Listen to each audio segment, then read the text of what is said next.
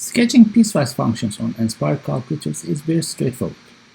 On the graph page, press the single button and choose 2 or 3 pieces piecewise functions.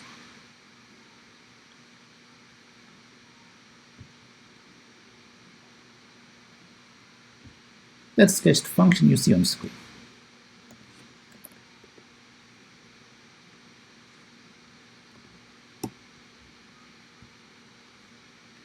For inequalities, you can use this option.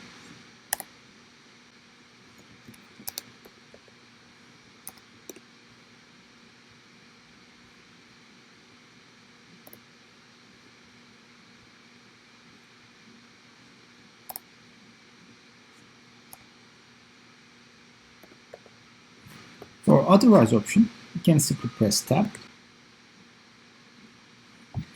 All other graph tools like tracing or analyzing will be available for piecewise functions too.